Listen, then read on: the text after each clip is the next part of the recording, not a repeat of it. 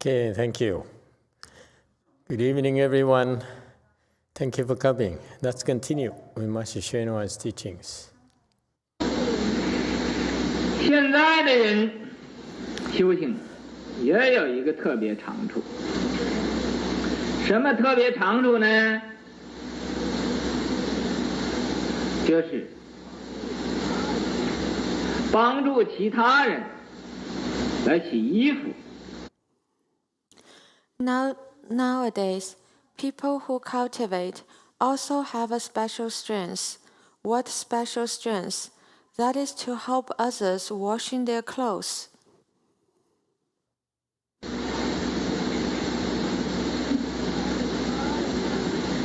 看着其他人呢，很多的毛病，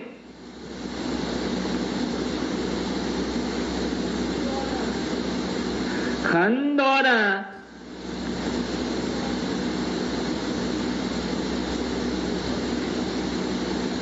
不合法的事情，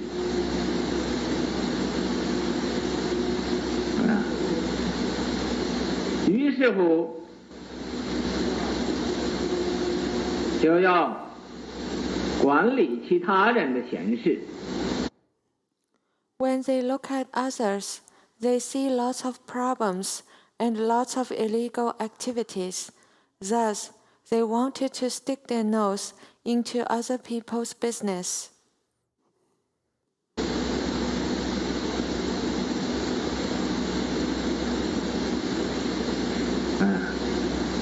这是一种特长。还有一种特长是什么呢？就是脾气特长。这是古。 That is one strength. They also have another strength. What is it? That is the strength of temper. 古来人所做不到的事情，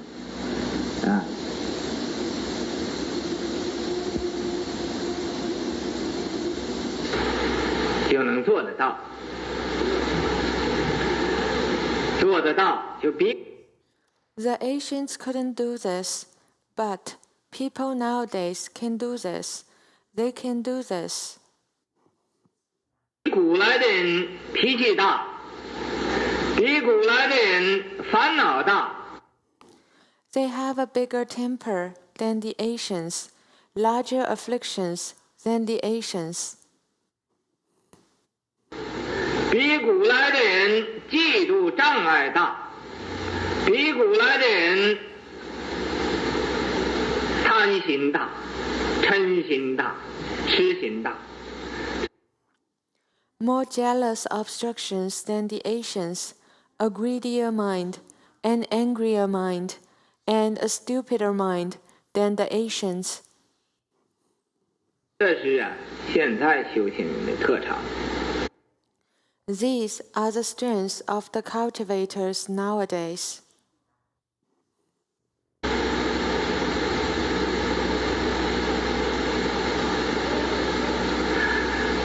这种特长，也正是特别的短处，正是不长。那么你觉得是特长，实际这是一个最没有用的。 These strengths are precisely special weaknesses, precisely not strengths. You felt these are strengths. Actually, these are most useless.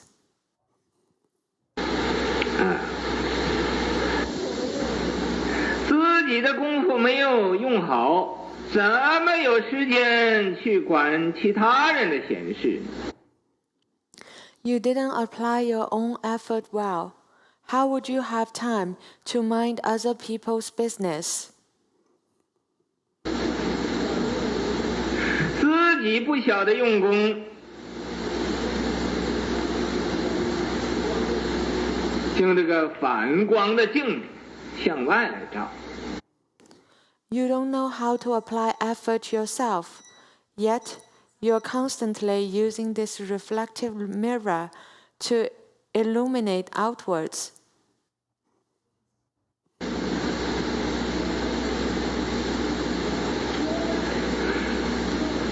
这样的用功用到近未来际，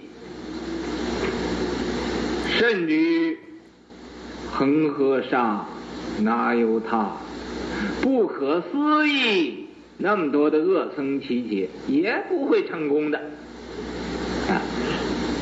决定的会。 If you apply effort like this, even till the end of time, even for inconceivable amount of asamkayaya kalpas, as much as the Ganges sand nayotas, you won't succeed. That's for sure. 为什么呢？你净给人家洗衣服了，净向外照了，没有回光返照。 Why?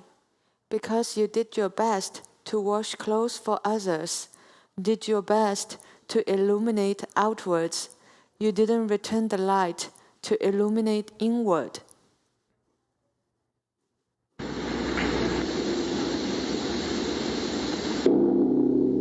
Okay, so let's stop here a little bit.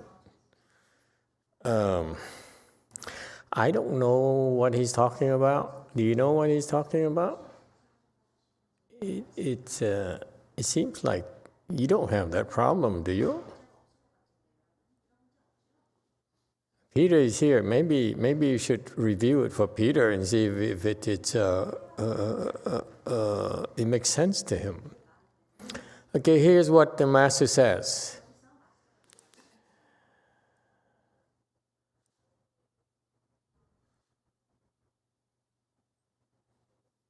Okay, he says,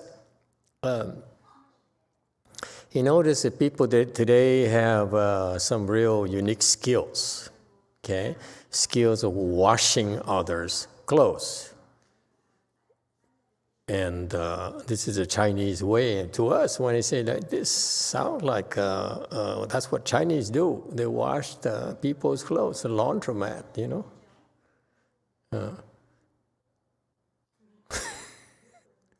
You're so racist. Okay, and he explains more. He says, you look at others and see lots of problems and lots of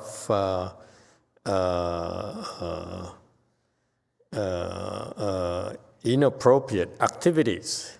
And then they want to stick the nose in other people's business. What is he talking about? You know what he's talking about? Billy, you know what he's talking about?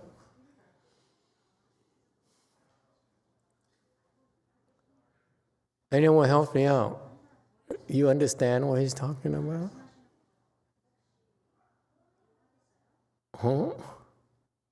Only the Chinese lady in the back understands what he's talking about. The rest of us, we have no clues. Right? I mean, we don't look at others. You don't see any problems in others, people, right?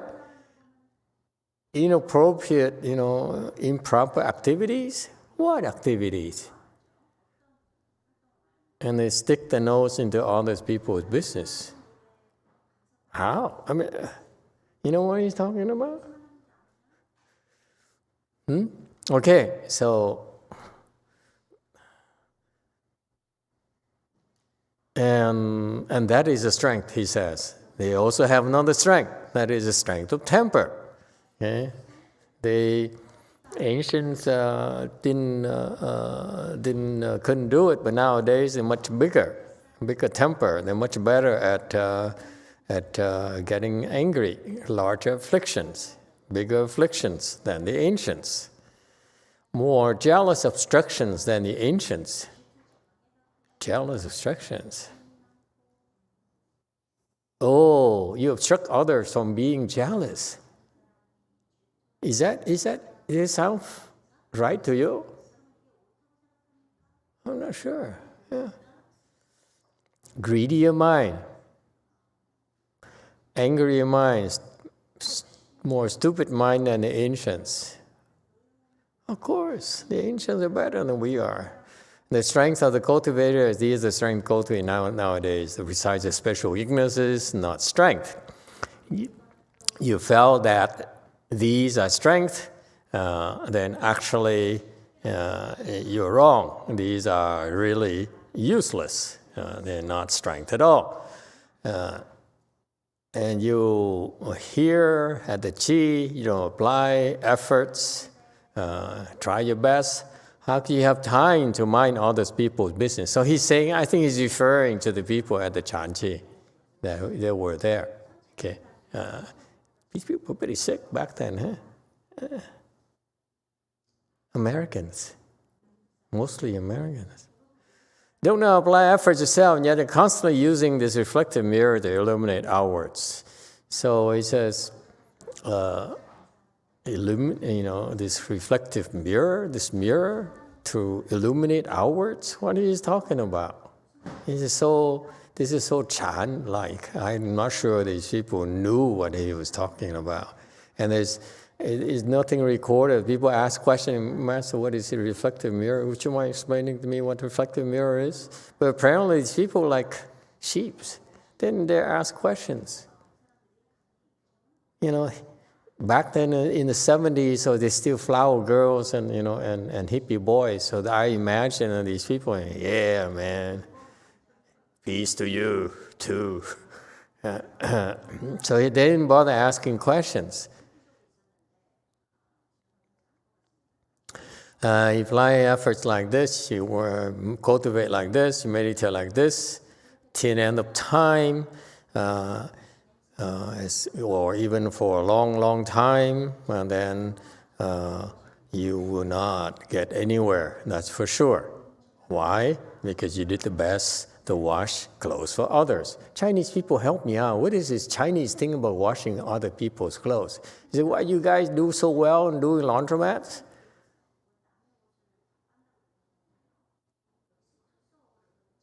Okay.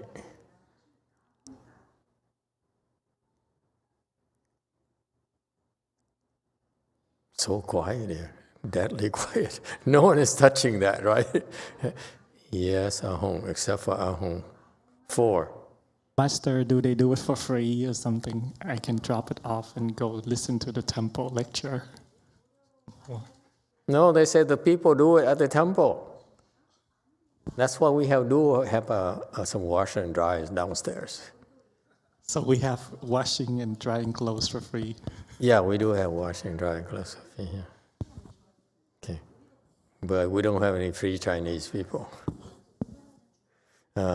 You did your best to illuminate outward, didn't eternal light to illuminate inward. So he's basically saying that you reflecting others. The mirror is turned outside so that you reflect outward instead of turning inside and reflecting at yourself. That's some kind of Chan analogy, I think.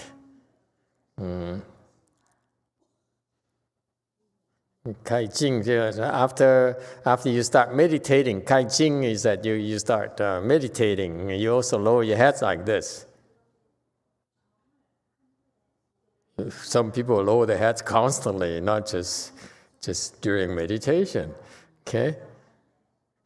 And so now it's what is the 4 chi. Okay, never mind. So what is he talking about? Yes, 9.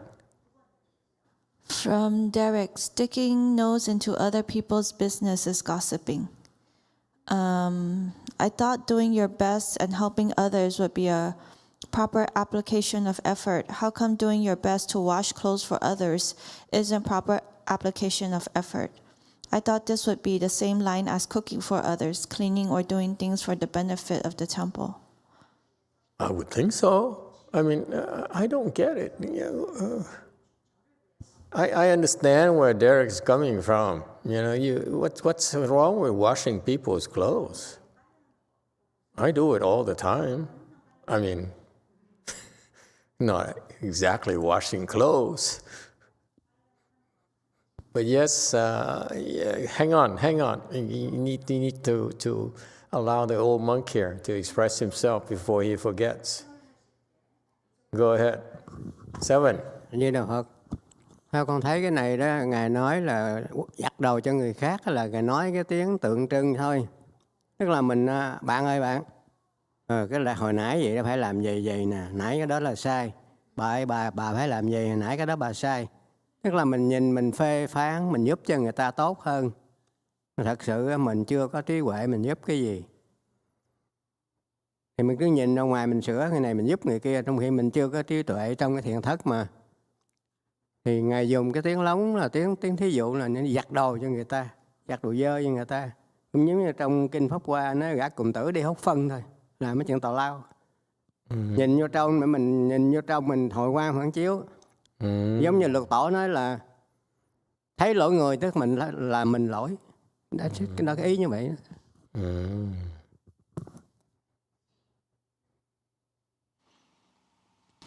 Master, I think here when he mentioned about washing people's clothes, it's an analogy to the fact that the person just see people's mistake and judgment, and then tell them that, hey, what you just did, or what you just said is wrong. You should do this and that. So that person didn't have wisdom. How can you help people?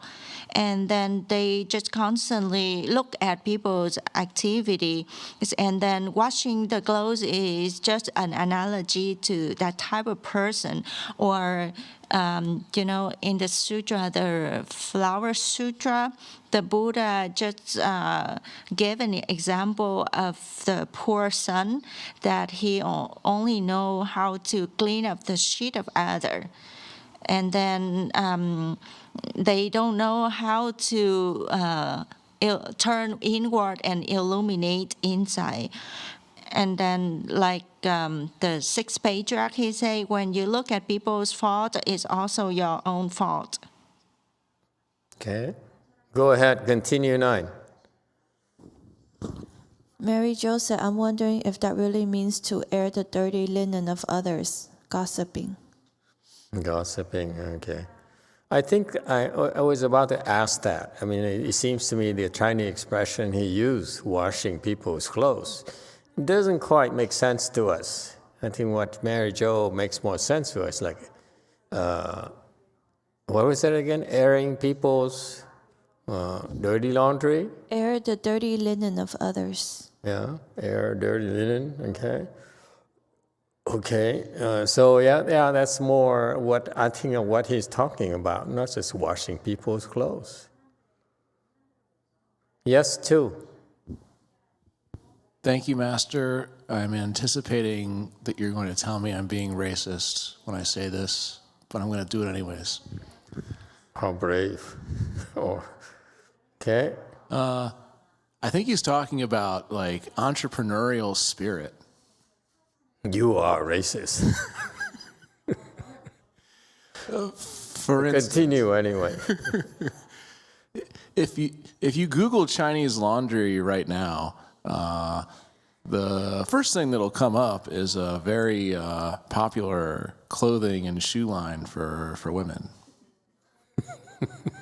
However, I'm pretty sure that's referential to a long history of the respected and honored Chinese people being excelling at the business of washing clothes or laundry. And so You're definitely a wise racist. And so my takeaway, and thank you for rewinding so I could come to this observation. My takeaway is Great Master YongHua is saying you can be a Chinese laundry magnate.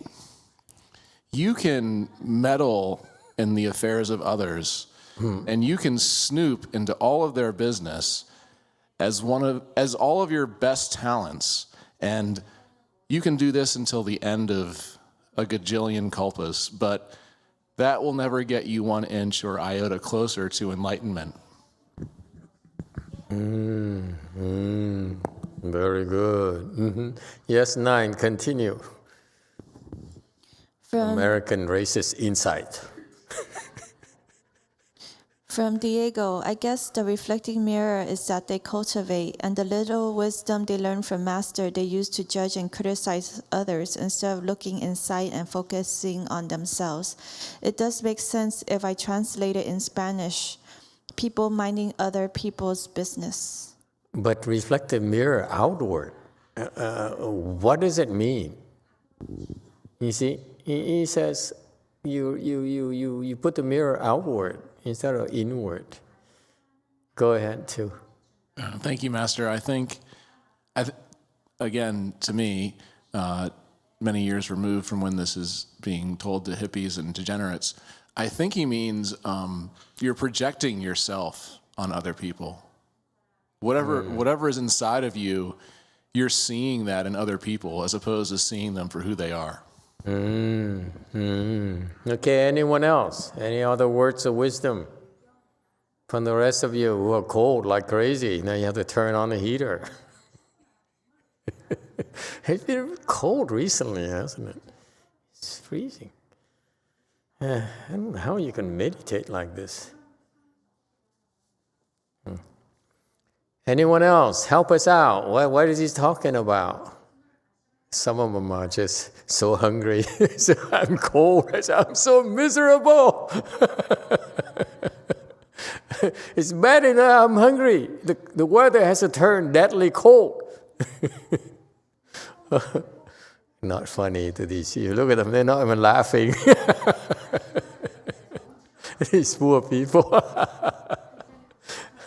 How many more days? 3? 3? 4? 1? 2? Just one? Just one? She's at 22 days, I think. Oh, the other one is only one day's left. She has one more day. So the 3 of them, 1 more day, and this one here is 1 more week? I don't want to think about it. Don't talk to me. Okay. Sorry. You know, it's Christmas. Cheer up. Actually, it looks more peaceful. Very grouchy, but peaceful.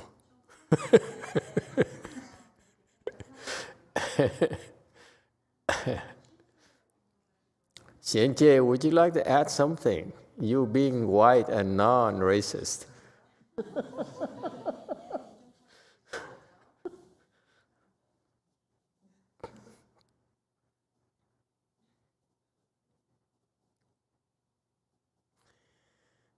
First of all, the laundry business here is not just for the Chinese. I was making fun of the Chinese, but when you look at the poor people in the world, whether it's here as well, or especially or in India as well, I saw how a lot of poor people, in order to make money, had to do laundry for others. Okay, and that's how they sustain the family. It's a common practice. Okay, so it's not something you should be making fun of, and that's why I do object to the fact he says doing other people's laundry. It's inappropriate for our times. Okay, I don't feel we should be repeating this, and maybe air other people's laundry and so forth, and that's fine. Okay, but we shouldn't make fun of the laundry business. I feel you can still make a lot of money at it. But he's from a Chinese perspective, so I see where it's coming from. It's just that the expression is unfortunate. Okay, and he's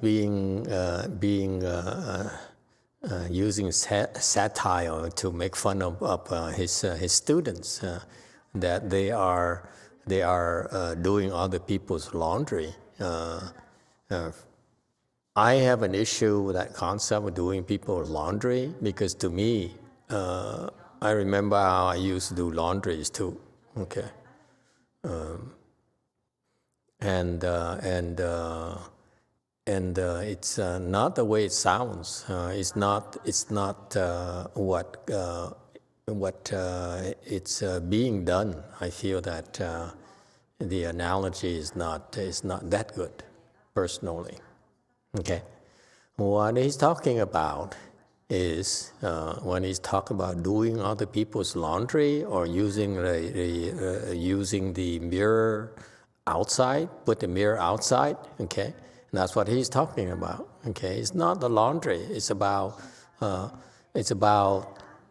airing people, pointing out people's flaws and weaknesses. Okay, and that's a polite way of putting it. In fact, at our temple, this is why I don't expect any of you to understand it. I started with that, I stand firm in my ground. I mean, you guys are not like that. Okay, in our temple, we don't simply air people's businesses. We simply attack them. Airing is just not what we do. We make sure that they feel miserable about their flaws, don't we?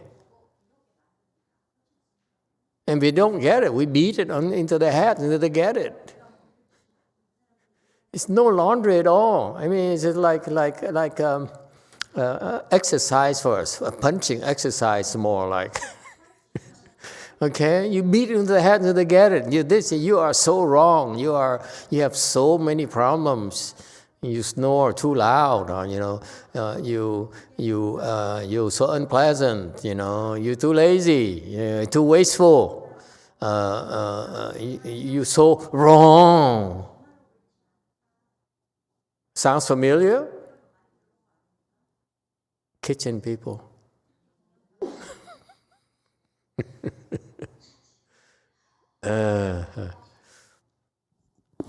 And that's what, yes, 9.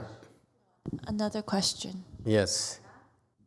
CY Wang is asking, we use knowledge but not wisdom. That is why we don't succeed. Knowledge is outward where wisdom is inward. Yeah, but it's those are just words. What he's describing is a behavioral pattern. It's not words at all. There's no theory here. He says, I'm observing you guys, and you guys are doing people's laundry, other people's laundry. You shouldn't do that. What he means is that he sees that them people are actually the analogy of doing other people's laundry is actually, that's why I disagree with the imagery, the analogy. It's because when you do other people's laundry, actually it's a good thing. But we have no good intention at all. Ask our people here. They are not interested in doing other people's laundry. They just more interested in venting out their frustrations, their afflictions. Am I correct? Anyone? I'm not looking at anyone in particular. Anyone? Don't you do that? Is that what you do? You vent your frustration, you complain, you say, you're so wrong, you're doing it wrong, you're so wasteful, you're going to go to the hells. But you say, it's my problem, I go to hells. Since when is it your problem? I waste people's water, I waste temples' food. That's my problem. I'm going to hell, yeah. But why should it bother you? You should be so glad I'm going to hell, so I'm not coming back to bother you anymore.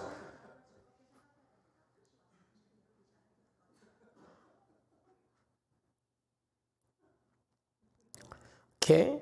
So it's not doing other people's laundry at all, because what they're doing is they're actually beating up on others. Okay? There's an act of punishment. It's an act of brutality. Okay? And it's quite commonplace. When you go to Chan, cultivation place, when you meditate a lot, it's bound to happen. When you meditate a lot, your temper usually flares a lot more easily. And that's the case. Okay? Everything is magnified, especially your temper. You will blow up a lot more easily and big time. It's just the way it is. It has always been the case the last 15 years at our Chanchis. Okay? We don't do laundry. We just punish people.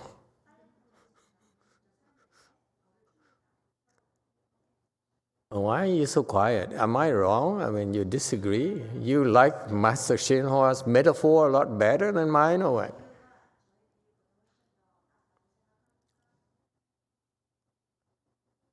They're brutal, these people. You know, it's like you come to the chanties, like I'm going to use an analogy that some of you may not understand. Doing a chanty is like going is similar to here. It's like going to step up onto the boxing ring. Someone is going to beat you up. You never get there. You know, someone's going to, gonna criticize you, complain about you, and dump their frustrations on you. Because they're not enlightened yet, that's why they feel free. They feel entitled to dump their frustrations on you. It's not doing laundry at all. It's actually dumping the laundry on you. Yes, too. Thank you, Master. I really like that metaphor because, an American saying is, you haven't been in a fight until you've gotten punched in the face. And that's very true. I've been in fights. But the way I would use that in relation to your metaphor about Chanchi being like a boxing match is you haven't been to a Chanchi until you've crossed your legs and experienced the leg pain. And it's one thing to observe and hear the concepts we're talking about here from a distance. It's another to be in the Chanchi and experiencing what you and those around you are experiencing. Absolutely. Here's what happens. When you meditate, your senses are much sharper, much keener than normal. Meaning the noise usually, you used to not be easily bothered by noises or bad smell. Now it's magnified. It's a lot worse than before. And that's why, because your senses are much keener, much sharper than before. That's why it bothers you a lot more than before. It's the same person who still doesn't bathe on weekends. Okay? But now you really are a lot more easily aggravated by that. And that's the way it is. It's just a natural occurrence of the Chanchis. I don't feel that we need to criticize people for that. I mean, if you know that's going to happen, you better know it's going to happen, and you stick around in a Chanchi long enough, and you cultivate hard enough, it's bound to happen. And there's some sheeps who say, these people don't cultivate at all. You go there and they lose a temper and they eat like pigs and they sleep all the time and they close their eyes all the time. They don't do anything. And they call it cultivation. And that's what happens. You expect tempers to flare here. If it hasn't happened to you yet, you haven't cultivated yet. You haven't met someone who doesn't cultivate yet.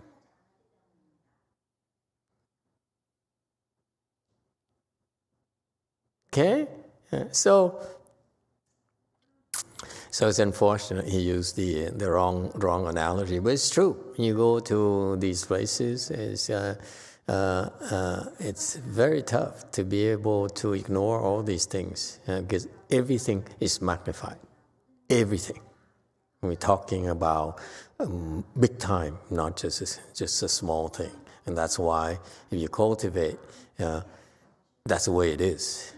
You don't like it, this is not for you. This is real deal. Okay?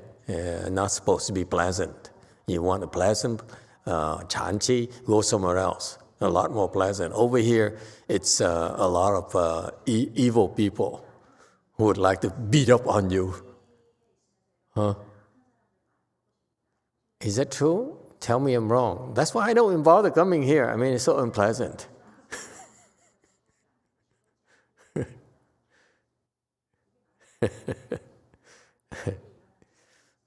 And the temper, of course, and we are much more easily afflicted, and our tempers flare a lot more often, and that's the way it is. That's the nature of Chan-Chi cultivation.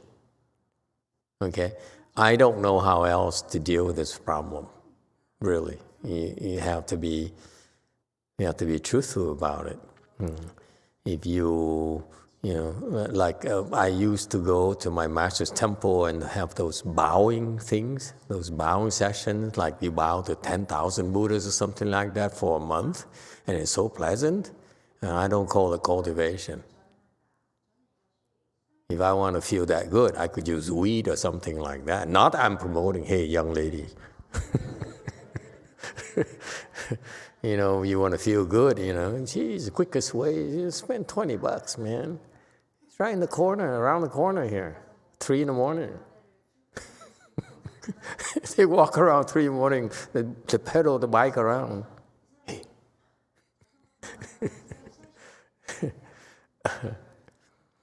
So, yes, 9. Is there some comment here? How come no one ever commented on Master YongHua? He talked about these things. I'm sure the hippies didn't agree. I mean, what are you talking about, man? Yes, 9. 2 questions. The first one is from Chris L. Master, when looking for a good knowing advisor, shouldn't it be our business to observe the Dharma master's conduct if we intend to follow and study under them? I don't know. I don't have a good knowing advisor, so you asked the wrong person. I'm doing exactly the same thing as the monks I criticized used to do. I would go to a Chan-Chi, and the monks who were supposed to train me never showed up. I'm doing the exact same thing, except I do speak Dharma for you at night, okay? And that's my only redemption. Yes, 9. From Derek, I do get angry when sitting, but if I sat and became calmer, something went wrong? It's a calmness doesn't last. It's not supposed to last.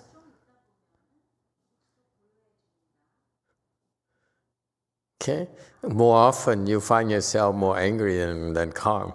Okay? In Derek's case in particular. Okay? I remember there's a man who would come to our beginners class, Chan class, and we teach him to sit in full lotus, and it hurt so much, and I think he's beating his fist quite often, more than once. I heard of a few people like that, beating a fist on the floor, probably cursing me at the same time, damn you, or something like that. It's a lot of anger, Okay, but that's natural. Nothing wrong with that. Okay, yeah. Because really your sense organ is so much sharper when you cultivate. That's why you are a lot more bothered than normal. Normally you can ignore it, but typically in a Chan-Chi, you apply effort, you're tired, you're so hungry, and someone sits next to you and it snores like crazy and says, what are you doing here? I've been cultivating. So of course that's understandable. Only Koreans would, oh God, I'm suffering so much. I can't tell anyone. Here in America, we vent it out. Okay? Anyway, now what he's talking about. So what do we do?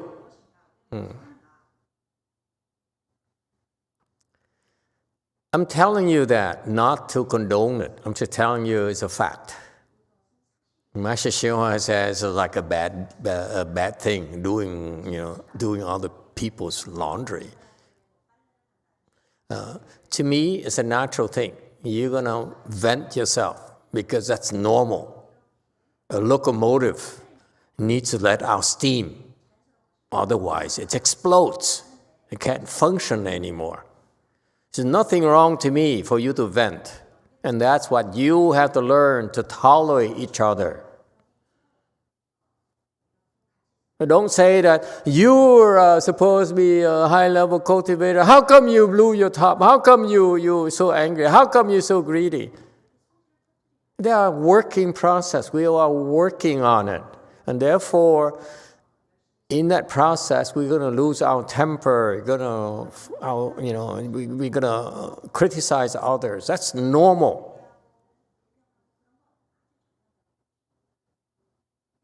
You work hard, it's supposed to happen. I used to hate it when I see people bowing for 10,000 Buddha and look around and so happy. Oh, I feel so good today. I feel so good today. To me, it's for sissies. It's for sheeps. Okay? The real warriors have scars, are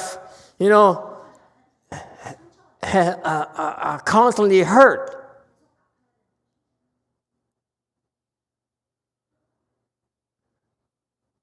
And that's what we're doing. We're training to be warriors. This is warrior training, folks.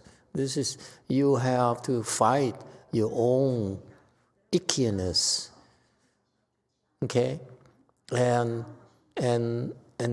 it's a lot of work. It's not easy.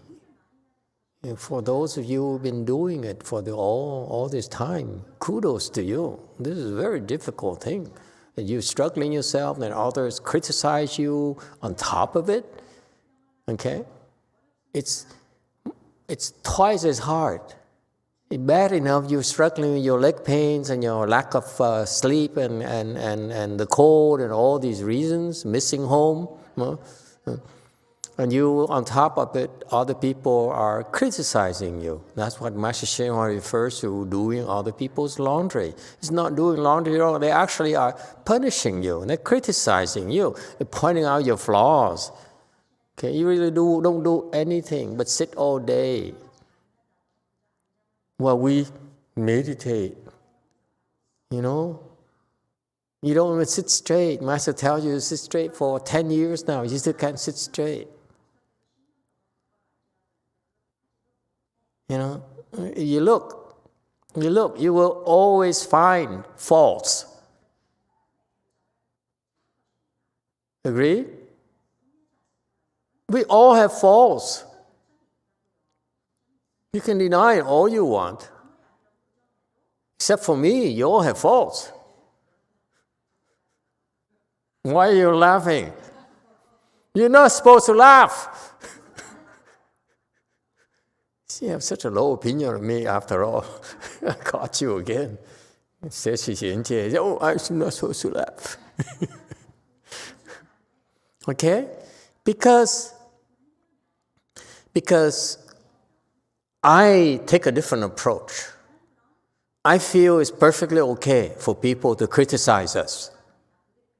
And they're going to do it whether you like it or not. Whether I tell them to do it or not, they still criticize you. You're so wasteful. I don't care what Master says. I'm right.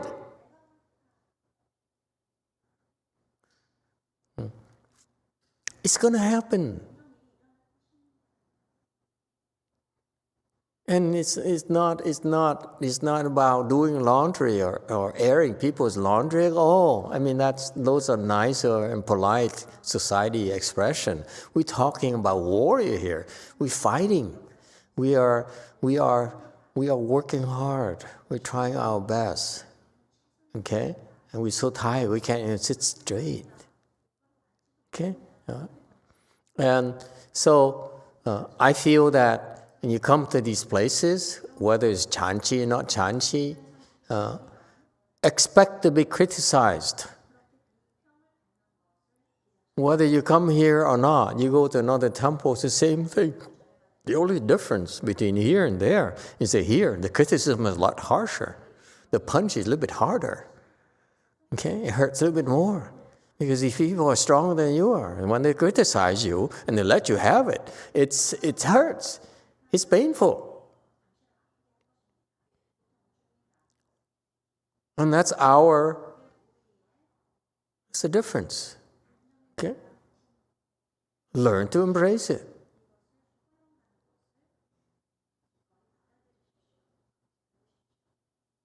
Because if you were to meditate by yourself, it's not going to happen. No one's going to criticize you. No one's going to give you a hard time.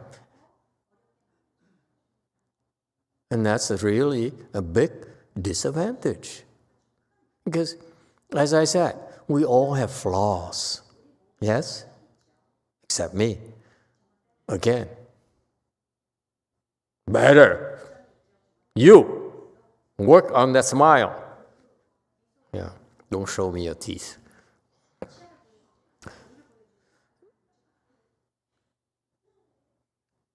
The point here is that if you're with others, eventually they will tell you about your flaws. This is what is the Chinese call big assembly Dharma. The Chinese are very polite. They speak in these using these metaphors, elegant words, but I'm a lot coarser. Okay. I feel that people cannot help themselves, but vent their frustrations, okay, out on you. And that's the way it is, whether you're here or at home.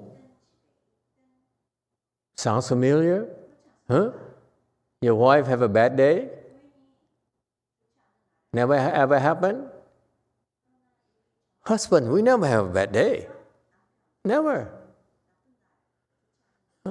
We go home and we're loving and caring fathers and husbands and so forth. He says the women always give us a hard time. But that's why we're better. It helps us become better men.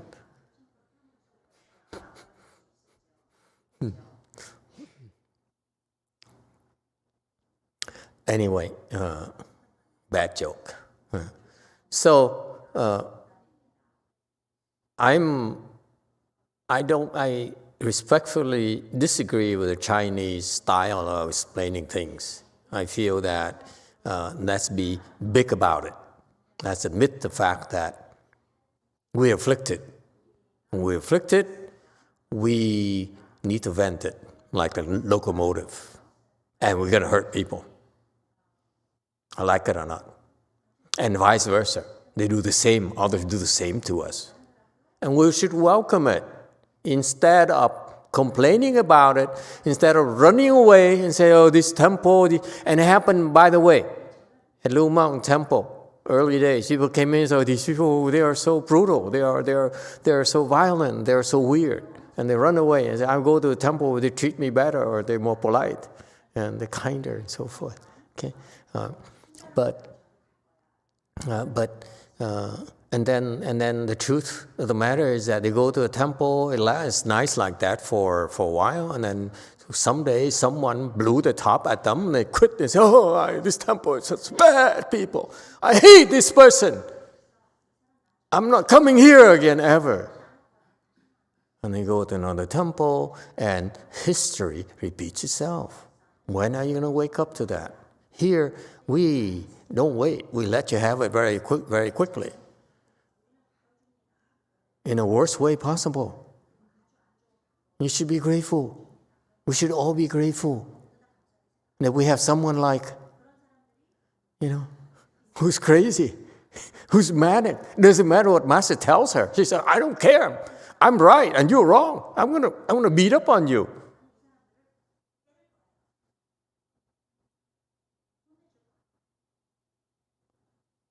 And that's life.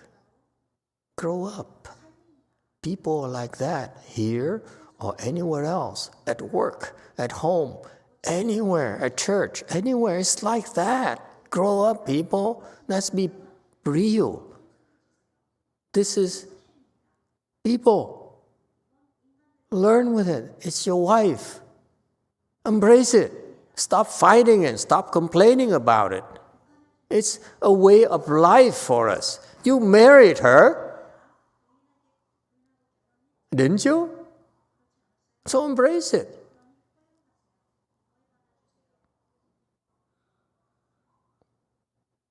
Not fair to men, isn't it?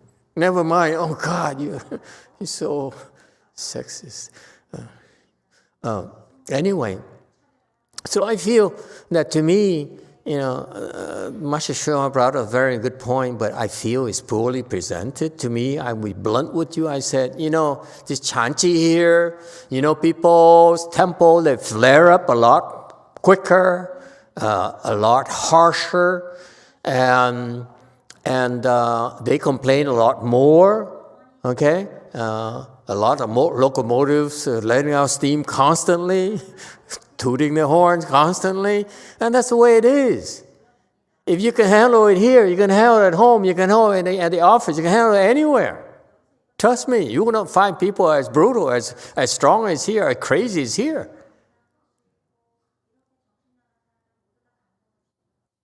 And that's an advantage. I brag about it.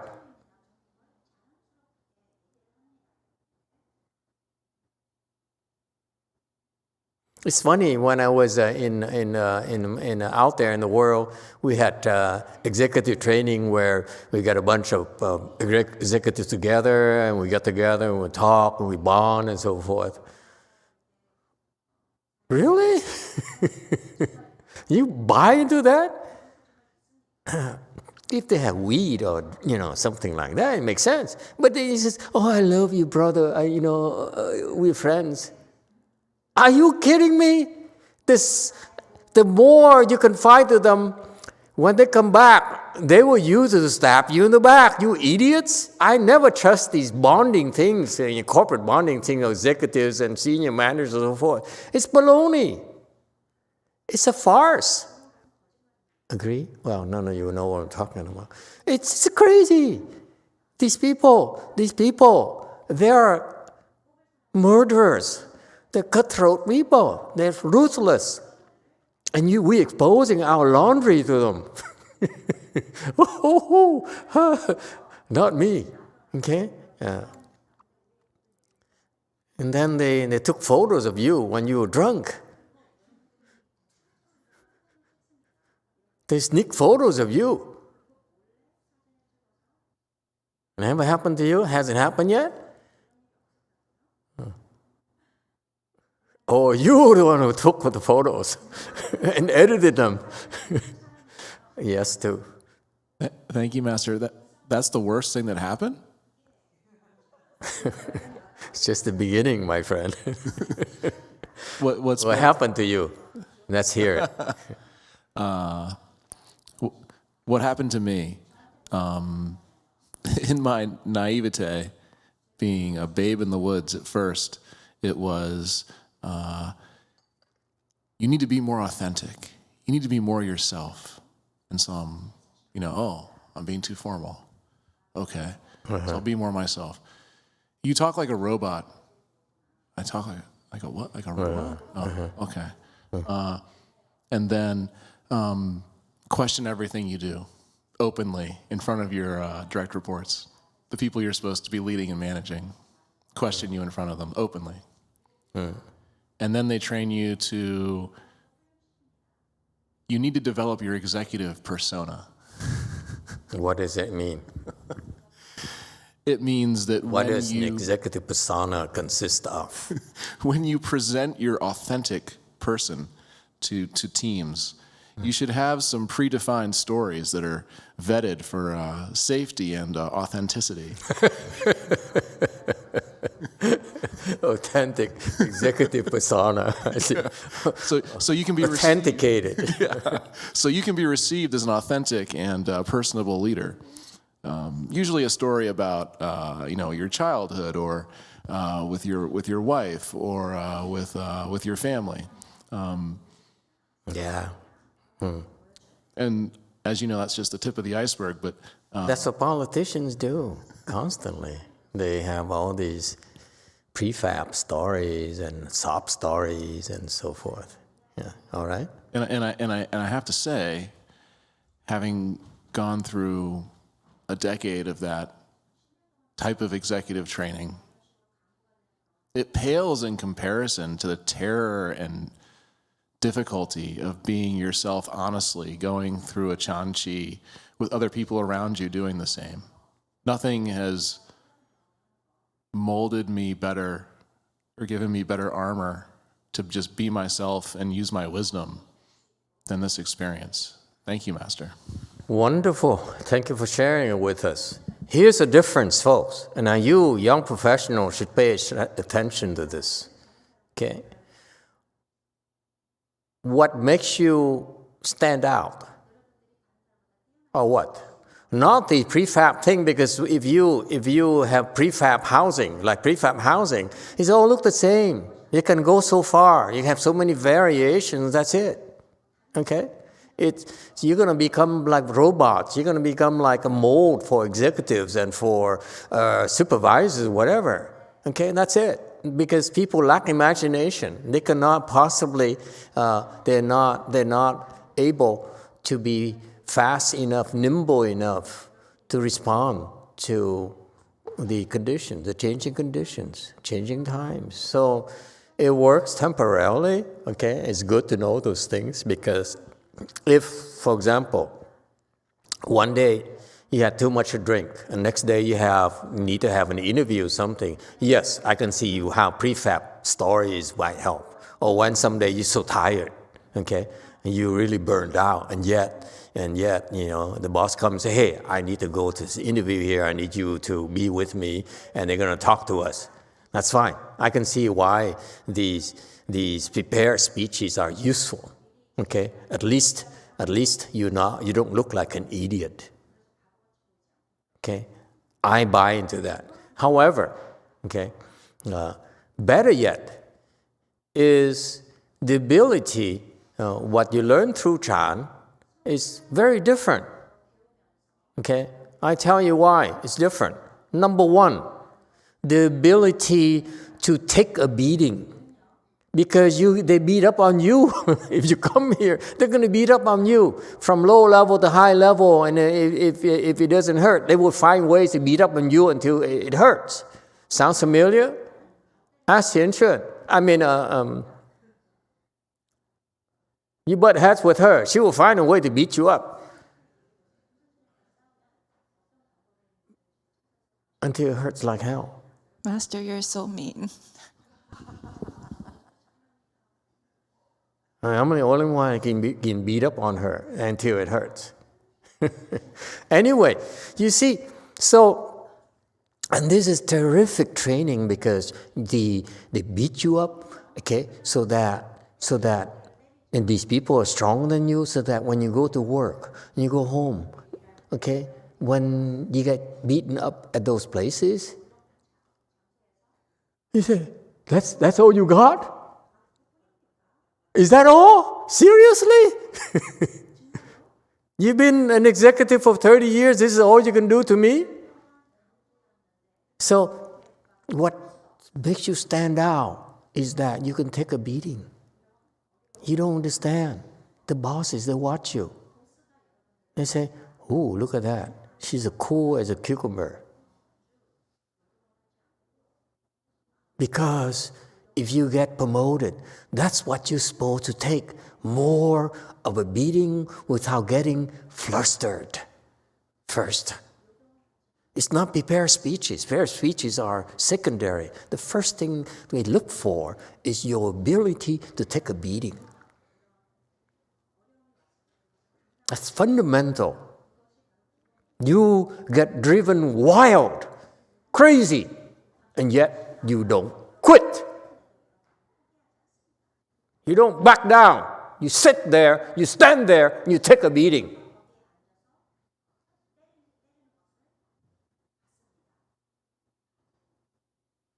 That's what makes you stand out to the bosses.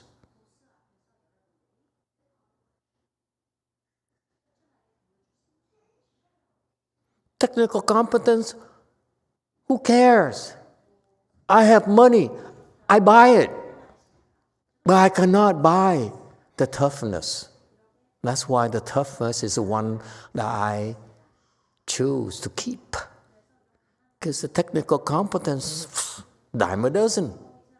Plenty of, talented and skilled people from great institutions with plenty of experiences. But what stands out for the big bosses is that, oh, look at that, that kid. She's tough. And the toughness is to be able to take a beating without panicking, without running away, and still preserve your coolness and your composure. And you're being respectful, not bitching and moaning like a loser. That's what losers do. They can't take it. This life is not fair. Why is it so hard? Life is hard. Grow up, man.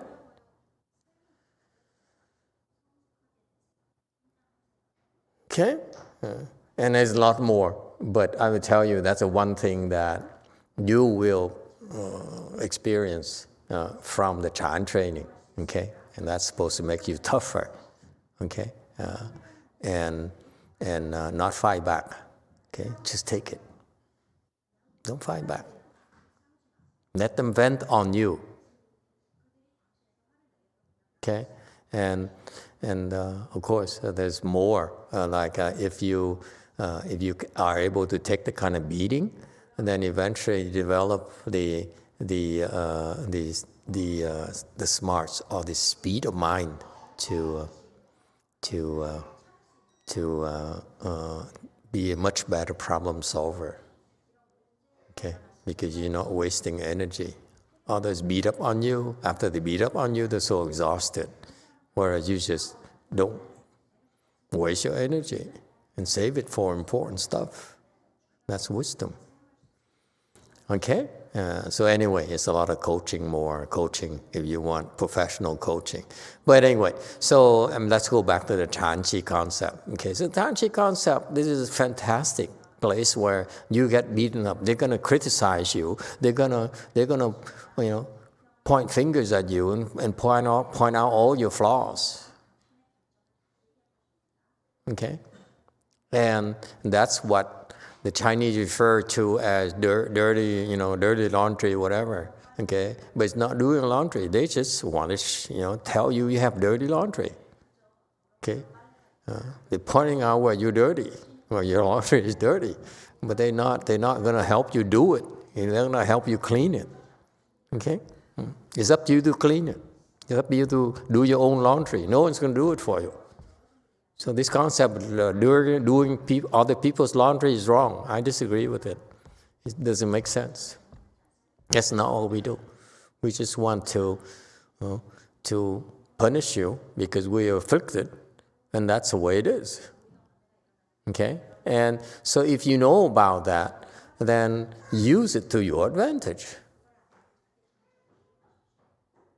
Because if you meditate by yourself like Hinayana people do, okay, they can be very strong. They can have samadhi power. But as soon as they talk to people, they meet with people, they get so quickly afflicted, they will run away. They can't handle it. So all the samadhi power they accrue, all the spiritual powers they accumulate is useless. Because they can't take it. That's why I don't trust people who do it like the Hinayana and they hide behind the four walls. It's totally useless to me. Okay? So I'm very proud of this, the fact that we have a bunch of crazy people who are hot-headed, who are hungry, who are greedy, who are angry, who are stupid. And we have plenty of them around here, our temple. We all like that, as a matter of fact, including me. I mean, except for me. Let's not go too far. I'm supposed to be your last chance. Okay? And that's the way it is. It's perfect. And use it to your advantage because, again, if they do that, remember, many of them are stronger than you, so that you're getting used to getting beaten up, so that when you go back home, you go back to work, it doesn't hurt as much anymore. That's how you stand out. Seriously. Okay? Yeah. If you can take it, then you won't run away. You know how expensive for the companies to train you? Every time you join a company, they spend at least 6 months to train you. 6 months is your salary to train you if you're good. Typically, it takes more than that. It takes a year or two. So it's very expensive for companies. So they don't want people who are weak and would run away at the first sign of trouble, first sign of stress.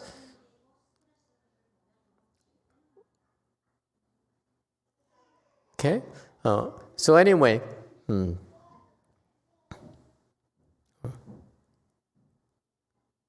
she says, I'm tougher than my husband. I don't need any more beating. I'm going home and beat up on my husband. Ru Shu says.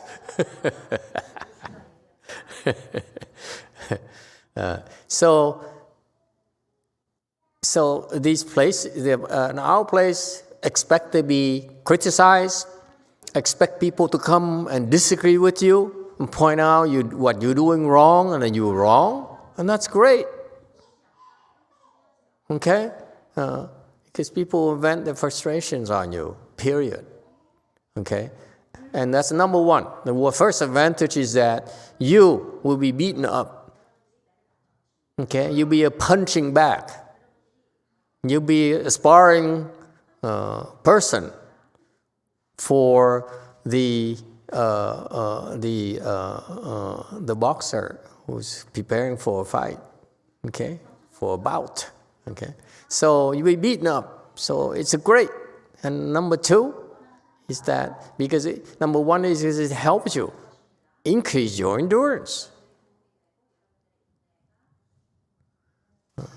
Number two is that it's the mirror that the Chinese use, Master Xiong use, because the mirror is designed for you to look at your hair and your makeup. But actually, in the concept in the Chan world, mirror is really a metaphor for you to look at your own flaws, your own weaknesses, not your strength. Okay? The mirror, in my own personal use, is to look at my mistakes. Okay? So before you head out, you take a glance in the mirror and say, oh, the hair is right. Yep. Good. Okay? And that's what the mirror is for. Yes? Yes, Nai. From C.Y. Wang, they do this beating so that we'll drop our ego? No, they do beating because they can't help themselves. Grow up. They mean like hell. People here, unless you're weak, they will leave you alone. That's why you feel so comfortable. You can keep on coming. But when you're strong, they beat up on you. Until you're so scared, you run away. Yes. From Jane, I deserve all the beatings I have received from Master's disciples. Beating works wonders for knuckleheads. Deeply appreciated.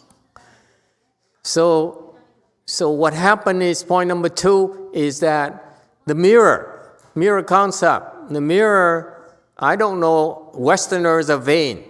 Look at mirrors because they want to check their hair and they want to check their clothes and so forth. For us, Chan cultivators, mirrors are used to look at our flaws.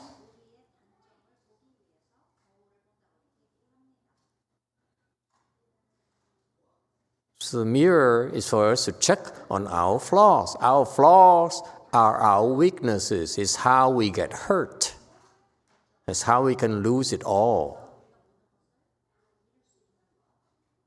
That's why I would love to go to the executive retreat training so that I look at their weaknesses and see how I'm going to hurt them and let them lose it all, especially my competitors for that promotion. Okay? That's what I would do. And that's exactly This is what the mirror is for. The mirror is for us, when you look at the mirror, to spot what's wrong with us. And so since we cannot carry our mirror constantly, look at our mirror constantly, especially in public, the people around us act like mirrors for us, because they're the one who say, you are so wrong, you are so nasty, you are so lazy, you are so temperamental. Okay, you're impossible to work with. Those are our mirrors. Those comments act as the same thing as us using a mirror to look at our flaws. So those people are actually our mirror.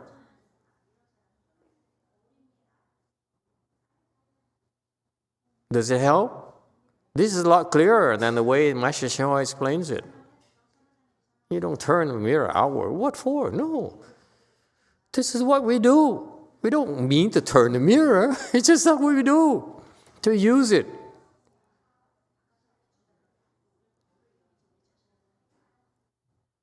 See, tell them some profound thing and they're bored to death.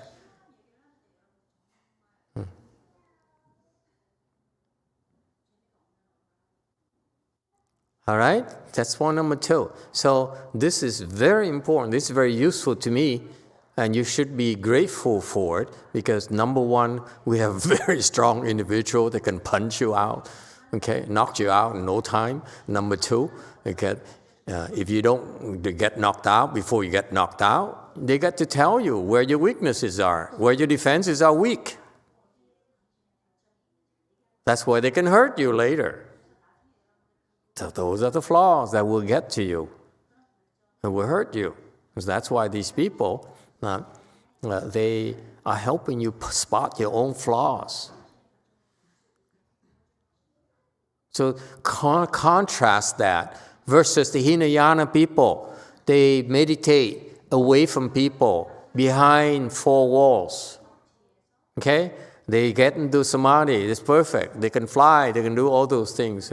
The moment they see someone who makes them afflicted, they run away, because they say, oh, this is not what I want. Life is so peaceful, life is so wonderful and blissful to me. I don't need to put up with this. These people are losers. Okay? No. These Hinayana people are losers. We're not losers. We're just being ourselves, our lovely selves, our lovely, nasty self. This is how we help the people. This is our contribution to the world. I feel that by attacking people, by being a mean and nasty woman,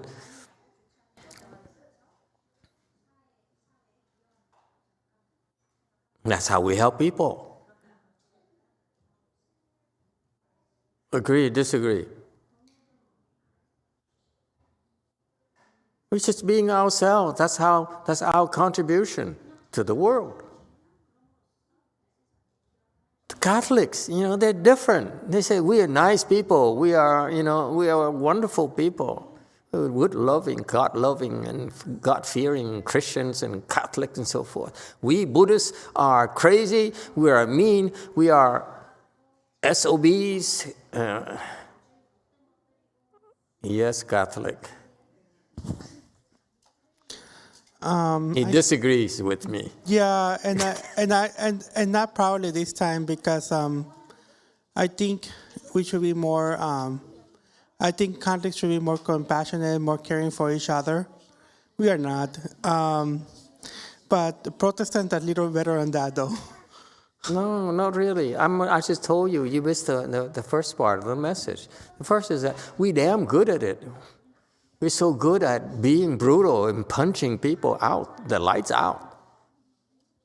This is what we Buddhist people do. You don't know our true selves yet, because we're gentle to you. But they're not gentle to each other. Look, when you come here and once at night and everyone's smiling to you, but during the day, they go at each other's throat constantly.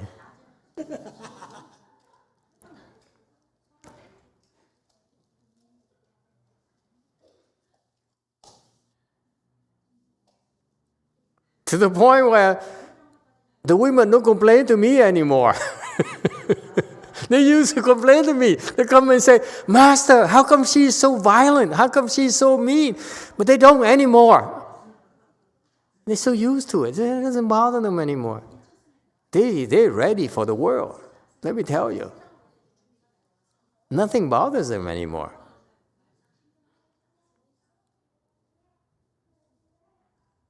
I used to love it when my late mother, who is a real woman, you could use the word be, okay. I used to love her because I said, I need a person like that around here, because she will come around you, smile to you, and stab you in the back at the same time, yet you don't even know. I love it for people like that. It's fantastic. Best trainers possible.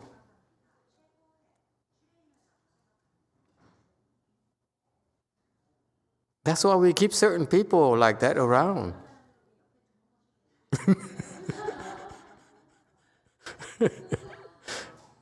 Yes, Ahong.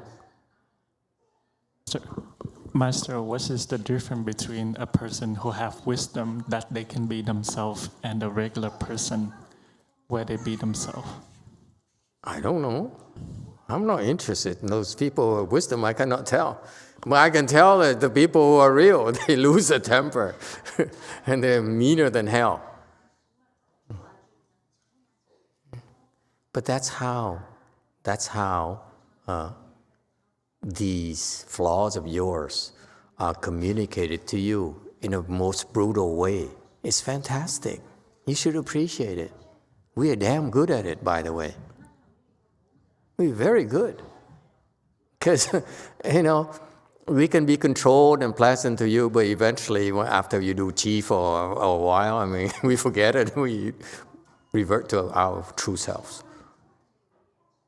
Mean, bitchy, and violent, and underhanded, and manipulative, and lying through our teeth. Yeah. Backstabbers, predators, master manipulators, totally selfish bitches.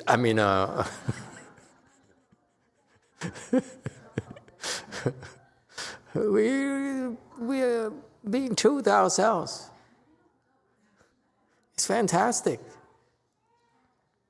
I hate it when people pretend to be someone they're not. Unlike the Catholics prefer, you should love each other, be kinder and compassionate. Baloney! Be yourself, man.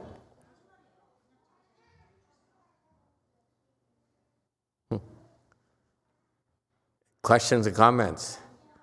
You're so in a state of awe, of shock. Yeah, that's Chan training. What do you think? This is not for pussies. We're brutal.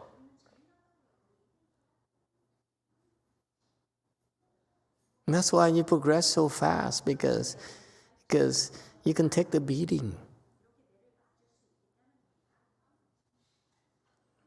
It's the people who keep on complaining. So mean to me, I don't know why it's so mean to me.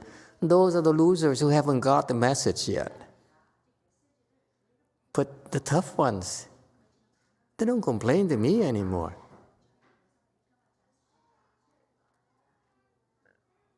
I used to have, it's funny, but if I say this, I think she will never forgive me.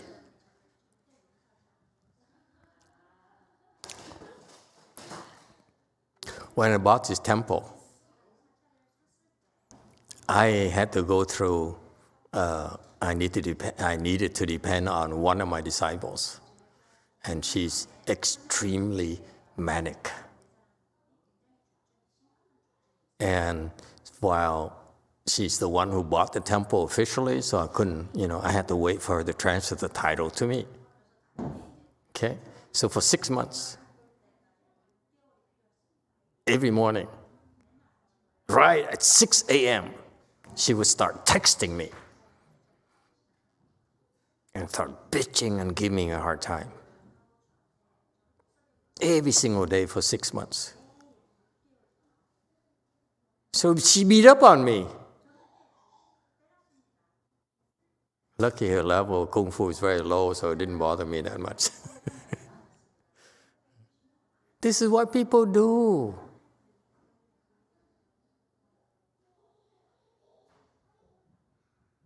You think that, your girlfriend is wonderful right now? Wait till you marry her and you find out who she really is. The Buddhists are brutal.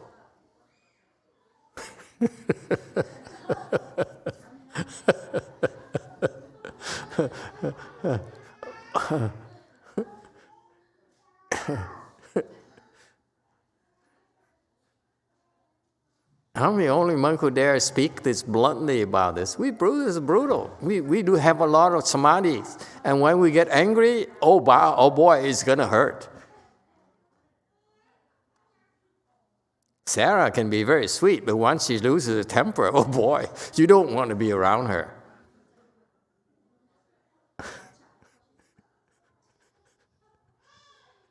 Not true?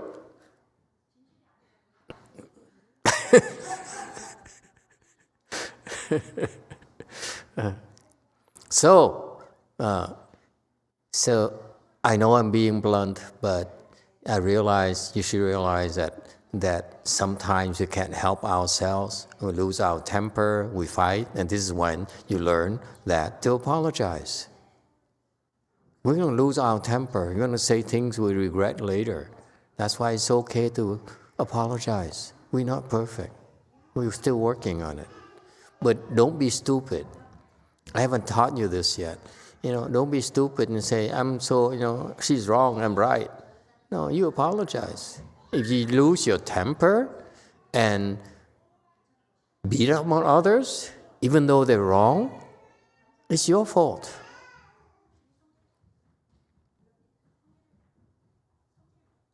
Okay? So apologize. Learn to apologize. And mean it. Okay? And so these people who come to you and point out your mistakes and complain to you, you do it all wrong. You don't make kimchi like that. You don't make soup like that. You wasteful. They're helping you see your flaws, your mistakes. Be grateful. Okay? Because if you cultivate like an arhat, they hide in the forest for 20 years when nothing afflicts them anymore. The beasts don't afflict them anymore. Hunger doesn't afflict them anymore. Cold doesn't afflict them anymore. Thirst doesn't afflict them anymore. Okay? That's how they become arhats. Nothing afflicts them. So they go back to civilization. And then they find out the biggest affliction doesn't come from the cold. The biggest affliction comes from the human beasts. Humans are the worst animals in the whole world. We kill all the animals, as a matter of fact. We kill them all.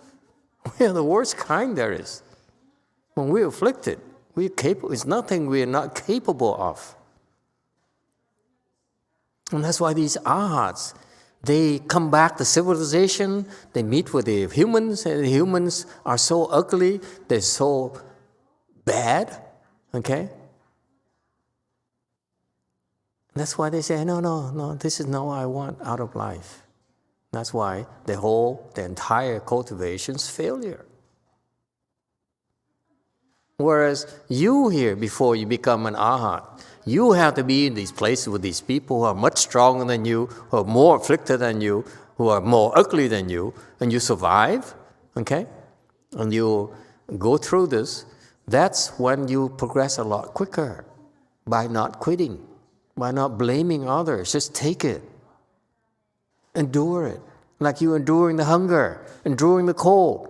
You also have to endure other people's affliction. You want to quit tomorrow? You look so hungry, so tired. How many days now? 22? 7 more days? Tomorrow? 1 more day? Are you quitting tonight? And you poor thing. Give her some food tonight. She looks like she's dying now. The difference between being hungry is that you can decide, you can stop. But when people are afflicted, you cannot decide when they're going to stop. You understand the difference? Women are, human, not human, we're human. Oh God, slip of a tongue. Sorry. Humans are the worst, much worse than hunger. Okay? But 22 days, okay, you can stop tonight. It's enough. Enough suffering. I'm serious. And look at her face. Oh, she's so happy.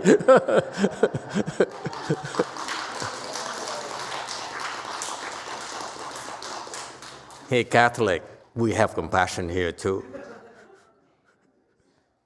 Give her some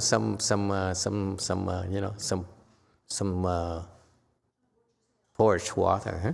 Okay, it's enough. You suffer enough.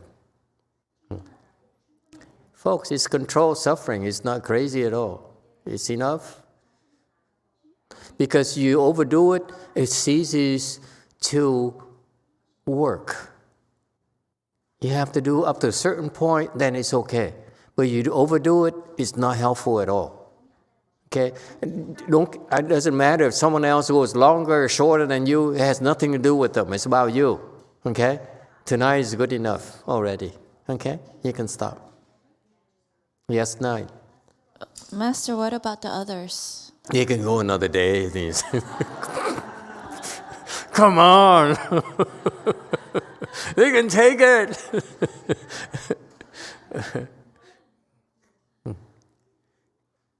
Each person is different. It's not like, even like today, you can do 9 days, and then next time you do, it may not even last 3 days, because sometimes it's so hard.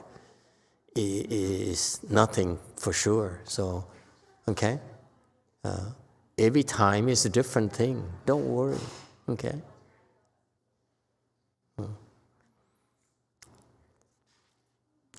All right, so this training here, I feel that's what makes us unique, is that because we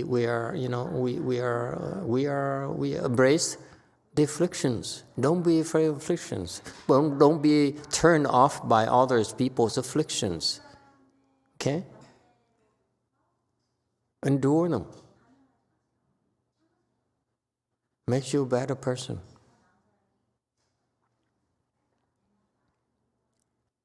Okay? Questions or comments? We're different. I don't train Qi the way the Chinese do. The Chinese are perfect. I don't like perfection. I like you and your raw and your wonderful ugliness, ickiness. Okay? I like it when I see that you're jealous, underhanded, greedy, angry, more stupid, and so forth. I love it when it shows, because you're for real. Okay? Excuse me. It's not like you pretend to be someone you're not. Questions or comments?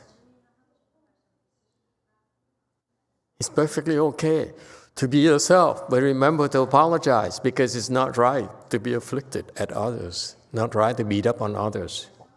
Okay? And so, the old days, the people are in China maybe were more civilized. They don't blow up on others. They're not greedy. They're superior and so forth. They're not that much different from the Hinayana cultivators. They're robots. Okay, no such a thing. Okay, and the master also made a point. Here he also says, if you think that you can point out other people's weaknesses is your strength, to see other people's weaknesses is your strength, it's not at all. It's your stupidity. Because you have no control of yourself or your own afflictions. And you bring it to the point where you need to vent it out. Otherwise, you go crazy. Nothing to be proud of. You should be ashamed of yourself. And we're not talking about strength, weaknesses. I'm talking about simple decency. Stop bitching. Stop complaining. Someone else's fault always. You should be ashamed of yourself.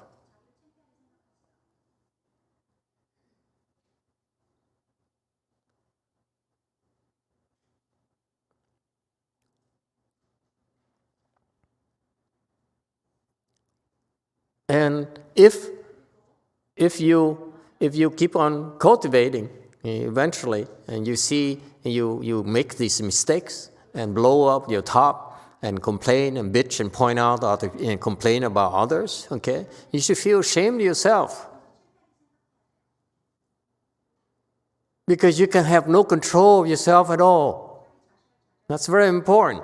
That you, to the point where you need to vent it out. Okay? I prefer to tell you should be ashamed of yourself. Don't stop it. Nothing good about it. You're wasting time. That's all. And then the alternative, what's the alternative? Is not let it bother you anymore. It's their fault. Who cares? Who asked you to point out to them their faults? None of your business. You should be glad they beat up on you. Stop bitching. Such a loser. Losers are the one who keep on always constantly complaining and say, oh, this person is so bad. This person is always such an evil person. Those are the losers who complain. And if I give you an analogy in the workplace, the bosses, the good bosses, look at them. Oh, look at the whiner and this complainer. These are the people who do not get promoted. They don't get good raises, let me tell you. They drag down everyone. You can't take it.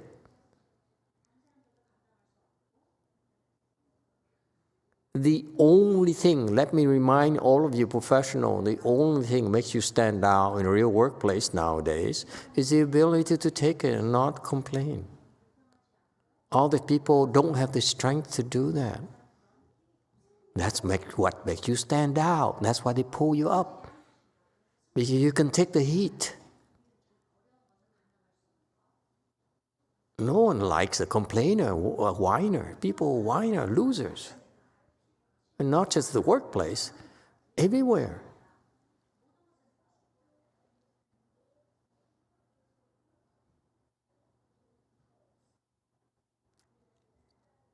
Okay? So if you realize that you make mistakes, you blow up people, then you should feel ashamed of yourself and say, I have to learn not to be afflicted by other people's flaws and weaknesses. Should not get afflicted. Just because people are wrong, we have, instead of being afflicted with them, should embrace them. Look at how hateful she is. Look how stupid she is. Look at how miserable she is. There's no point in beating up on her. No point in making it worse for her. She's suffering enough already. Don't punish her anymore. That's the behavior of a superior person. A superior person does not get afflicted. I don't blame others.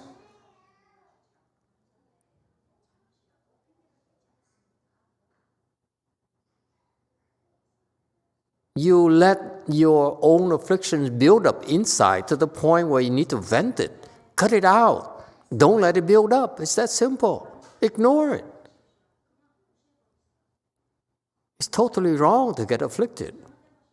So don't let it build up. That's all. And that is Chan Qi. Chanchi is not necessarily about sitting there and cultivate. Okay? Because if that's all you do, that's Hinayana training. You get it? That's why I went for training at my prior temples. That's all they do. They sit there all day, I feel so happy. I'm so blissful. And they stand up and they blow the top immediately. Here we blow our top constantly. So that we learn to recognize it's not okay to blow our tops. So our training, our Wei-Yang training is different from the other Wei-Yang training, let me tell you. We are a lot more brutal.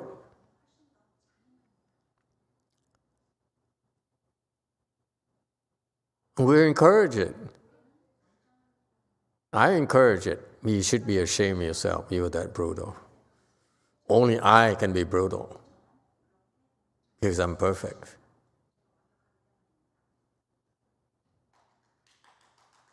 Thank you.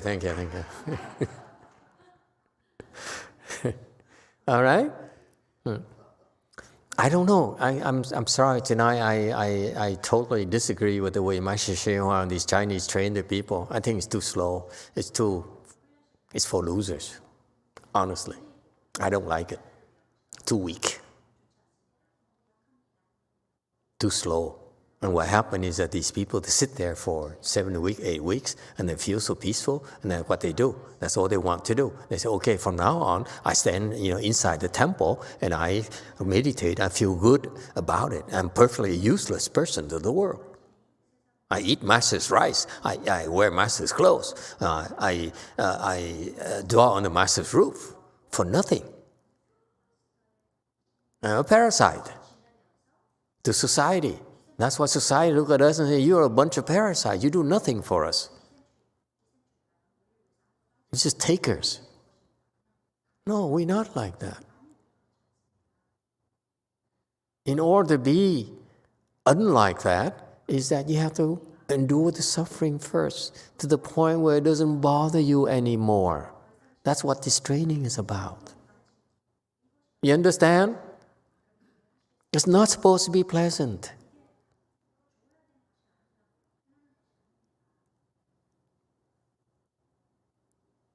Pleasant is for Christians. We're not Christians. That's our distinctive characteristic. We're not Hinayana. We suffer. We're tough. Do you understand? You're supposed to suffer. Stop bitching.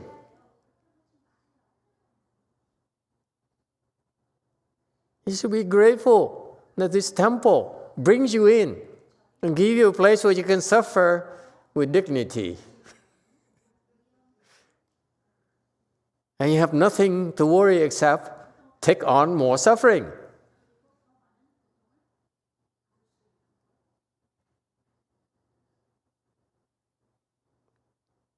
Questions or comments?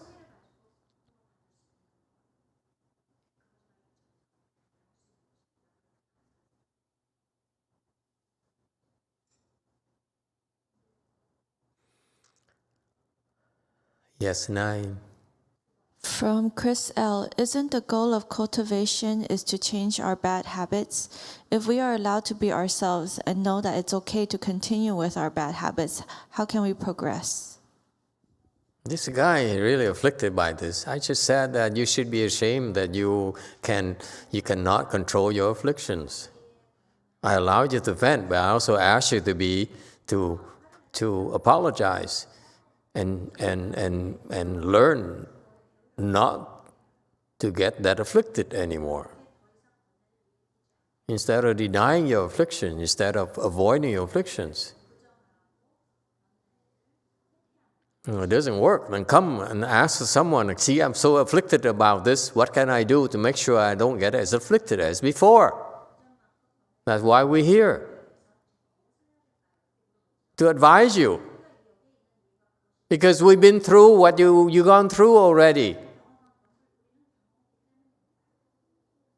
We couldn't control our afflictions either, but we figure out a way to control our affliction. That's why we are much better than you, we're much higher than you, because we learn to control our afflictions.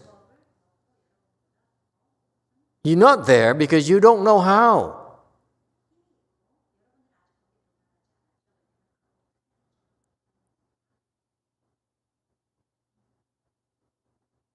And if you sit there and meditate, it will take you, like Master YongHua says here, a samkhya of kalpas, you can't figure it out. Let me be blunt with you. You can't figure it out because it's not the way you think. Look at all of you. It's not the way you think.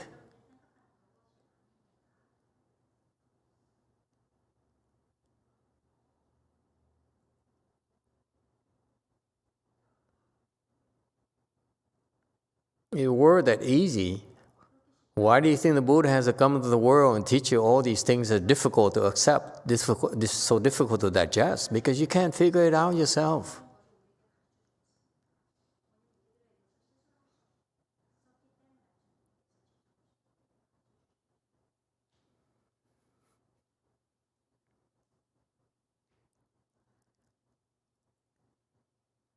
Why did Master YongHua have to bring it, this Dharma here to the West? Because until he came here, they couldn't figure it out themselves. And he proved, he spent years, decades to prove to us, to my generation, that this technology works. Before, there's no such a thing.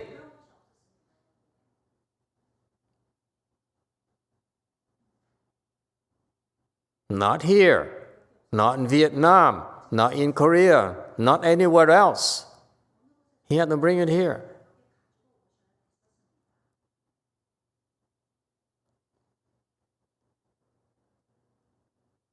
Because if you continue to do what you've been doing, your predecessors have been doing, your ancestors have been doing, all you're doing is continue to revolve in the wheel. You will not get anywhere. You can't figure it out. You haven't been able to. What makes you think you can now?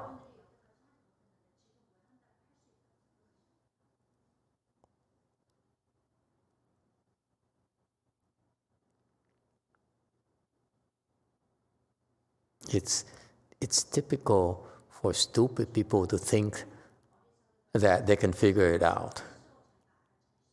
If you can figure it out, you wouldn't be listening to me right now. You say, he's an idiot. What does he know what he's talking about?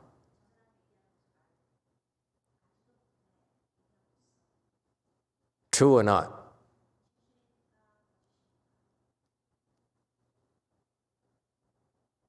So what happens to me? I see those people, what are you doing? You don't know what you're talking about. It's a waste of my time to listen to you.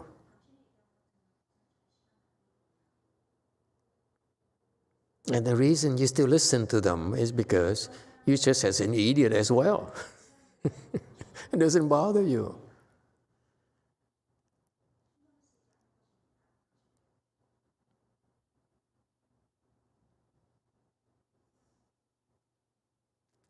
Go ahead, Kong, quickly.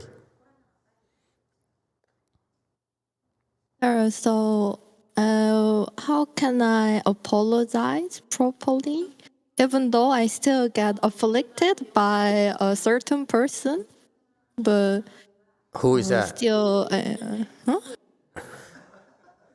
my parents and a lot of people. Even though I still get afflicted by someone, but still apologize. No. Who at the temple afflicts you?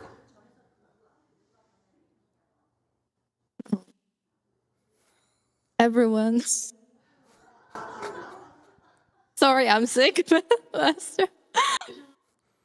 See? Caught her lying again.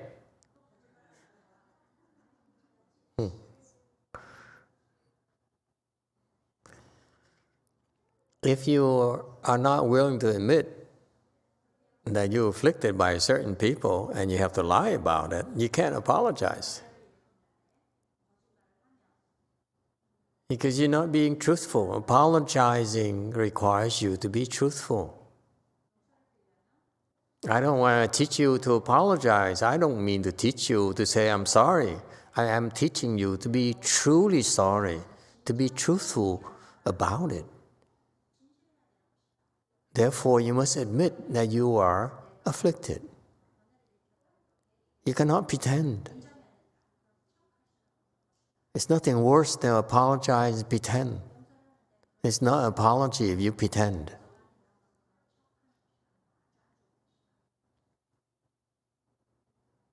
You have to be truthful and be prepared to take a beating for it. That's why it's called an apology.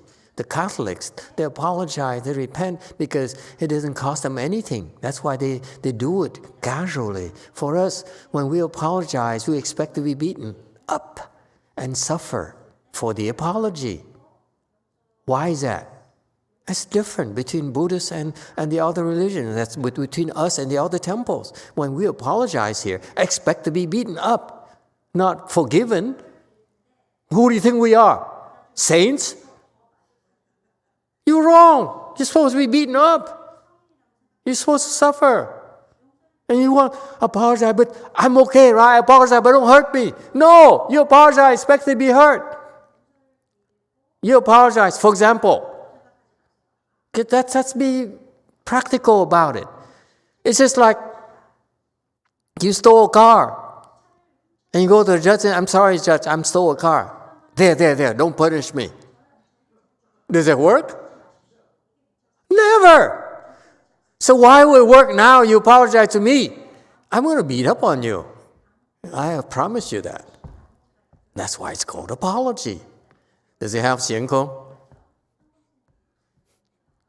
See how quiet she is? She will not admit who she hates. Number two, she does not want to take a beating. Apologizing is not for you, honey.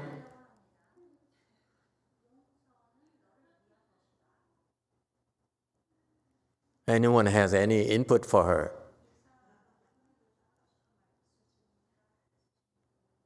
So apologizing requires you to be truthful, admit it. I am sorry. I was very angry at you because. I don't know why. Okay? Well, it's not true. Don't say that. I say that because I don't mean it. But you have to admit, your true feelings. You need to flush it out. Because if we have to Rushu, this is important. I hope she listens. Because if you disguise it in any way, if you cover it up in any way,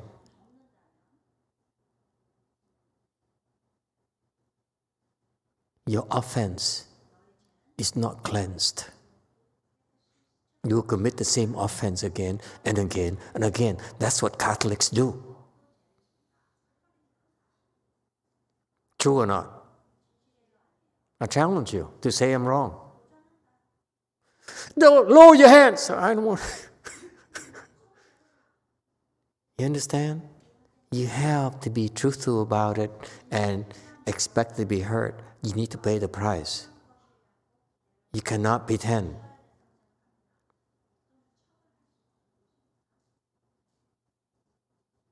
Own up. You make a mistake, own up and be prepared to pay the price. That way, you remember, the judge will put you in forever, away for 10 years. That's when you get out of jail, you remember, heck no, I'm not going to make this mistake again.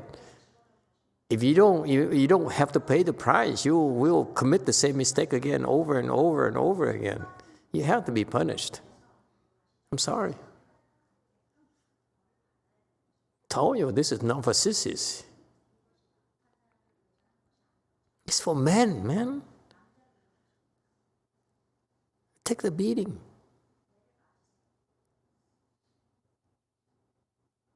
It makes you more humble. You will make mistakes.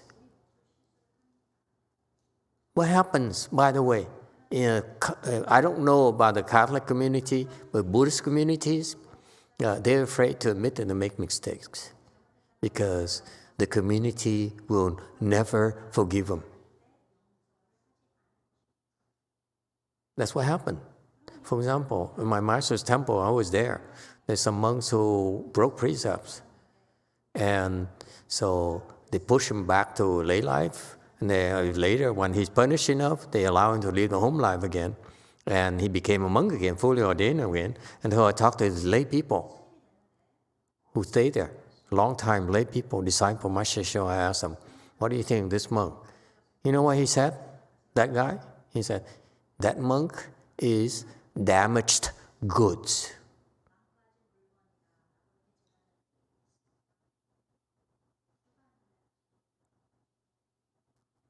Not forgiven.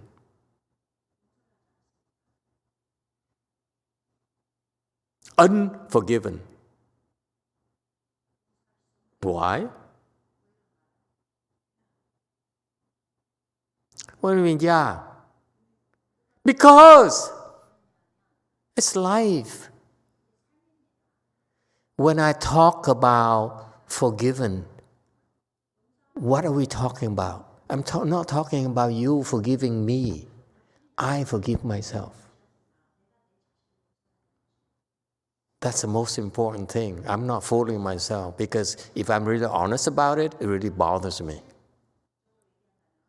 Until I admit I'm wrong, I take, remedial actions, then I say, okay, I suffer enough, I deserve to forgive myself. Whether you forgive me or not, it's up to you. I have no control over it. But what's most important to me is that I need to forgive myself.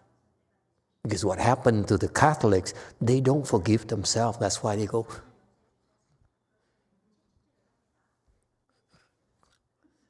I forgive myself, I don't do that anymore.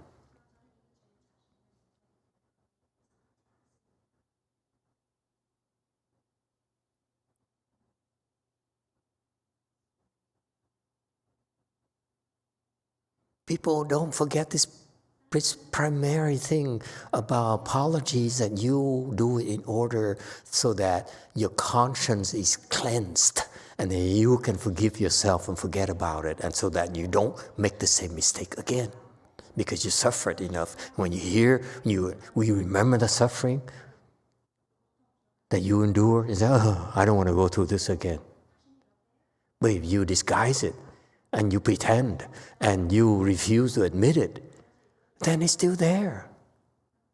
That's what happens to them. They break the commandments left and right, over and over and over again, because they're not punished enough. They don't punish themselves enough. They don't know how to punish themselves enough. It's not about them either, because what happens for us is that the sages are the ones who remind us. He says, no, not yet. Not yet.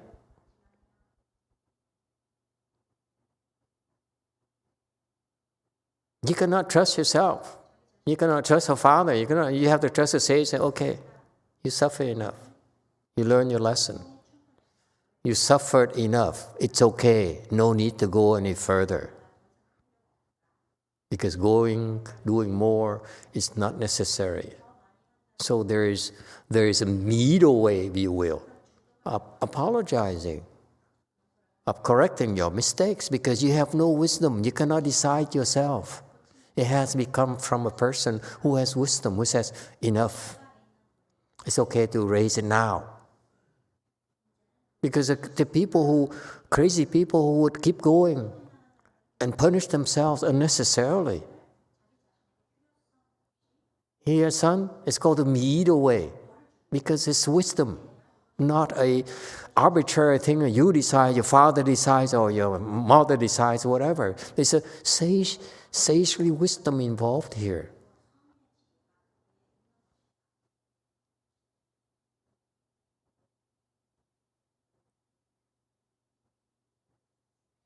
Okay. Can we stop here? Now I sound like a preacher. Okay, thank you everyone. Good night.